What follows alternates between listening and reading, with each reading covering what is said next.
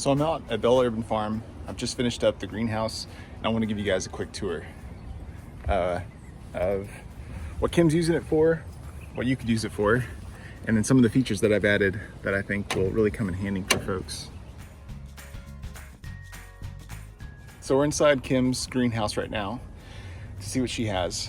They've put down permanent tables with I think they call this stuff goat panel or horse panel maybe, and it's probably a 2 by 4 inch square. They did pressure treated tables.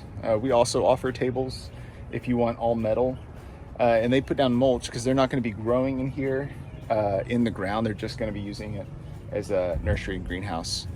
So another thing I really like about the way that Kim set up her tables in here is that they did a 4-foot table in the middle, and then it's probably about 20 inches, maybe 24 inches on the sides. So they have 2 side tables and then one down the middle, 2 walk pads. That's a really efficient system for in terms of maximizing your space in here if you're using tables. If you wanted to grow down the middle with the like tomatoes and get a head start, if you're doing it in ground, you could have temporary tables or drop down tables in the winter time or in the early spring while you're getting stuff started, and then either put those tables up or take them out and already have your stuff planted underneath. That's really one of the advantages we want to share about using these tunnels. Center purlin, so if you want to plant tomatoes in here, you could trellis, which is really, I'll do more videos about how I hard prune heirloom tomatoes for trellising and how that's been really profitable enterprise. Basically hang strings from the center purlin, and then you have an automatic support system for your tomatoes. I hate pounding T-posts, don't like it. And so anyway, I think that's one of the advantages that people don't think about when they're thinking about building a high tunnel or a greenhouse, is that if you don't have a truss system or a way to trellis in the greenhouse, in my opinion, it's not worth the money. Because once you're trellising in a tunnel and you're doing high value crops like tomatoes, peppers, cucumbers, eggplants, that's where some real money is. In the wintertime, it's great for things like lettuce, and I love tulips and cut flowers. But in the summertime, you really want to trellis things, get airflow, get things up, get as much stuff in here as you possibly can.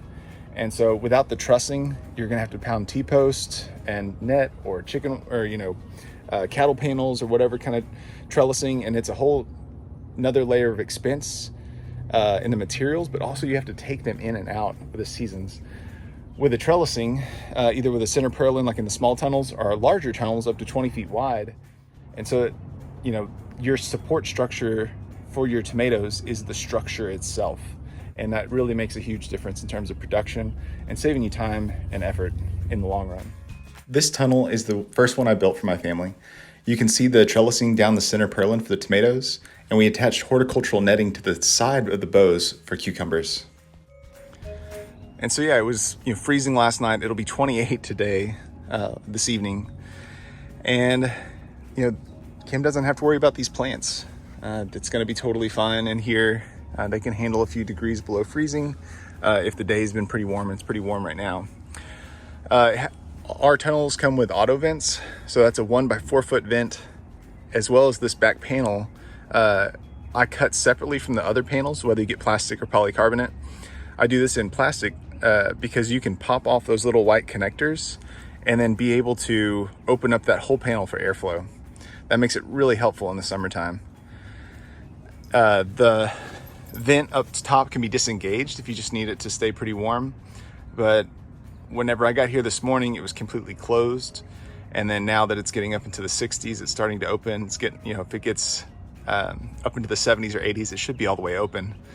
And ideally, even if it's a full sunny day in the 80s, you don't want it more than maybe 20 degrees hotter than it is outside in the middle of summer. And so Kim has all these different options on how to best ventilate her tunnel. She can use heat or no heat, use the vent or no vent, open up this back panel, take off the front door. Definitely shade cloth in the summertime in Arkansas for sure. And that all comes with the kit. So all the plants are looking really good. They're loving the heat. Last night it got down to 32. and there's eggplants and tomatoes right here. There's no additional heat in here. So it's just the heat that's left over through the day. And these plants right up against the wall here were totally fine. So another great feature about the door is that it actually comes off.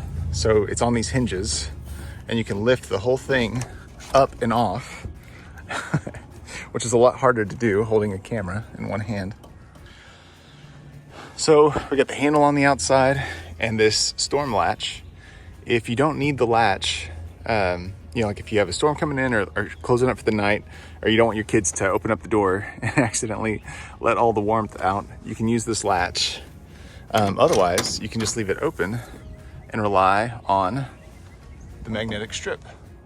So the magnet at the top, like if you're just coming in and out, or harvesting something, you don't want to bother with the latch, or you got your hands full, you can just kick that door open and then, be able to push it back really easily and it'll hold. And then at the end of the night, when you're done for the day, you can line your latch back up and then your tunnel's all locked up. Here's a view of what the ground anchors look like. So this, of course, isn't screwed in because we still have to move it, but it goes into this little hole, and this impact driver, a simple impact driver, will drive that 2 feet into the ground. So these tunnels are built on their own frame. They can actually be moved, and it's the ground anchors that hold them in place. So this is great for using a crop rotation, which is my case, or if you're still constructing this site and getting it level, I could build the tunnel next to it, and then once the ground's level, you could scoot it over to where it needs to its new home and then screw it down. Our chicken schooners, our chicken coops, are built in the same type of frame, and so I actually alternate outdoor flowers, my tunnel, my chickens in a crop rotation in my own backyard. And so it's great to just 2 people can pick this whole thing up and scoot it over where it needs to go. What really distinguishes a Mindful Farmer tunnel is that we're the only company I know who is both the manufacturer and the installer. Every piece of pipe is cut and bent by hand by myself. I really strive for excellence. I want gardeners and farmers and homesteaders to really get the most out of their tunnels and have success. And so I build these things as if they're my own, as if I'm building it for my own production.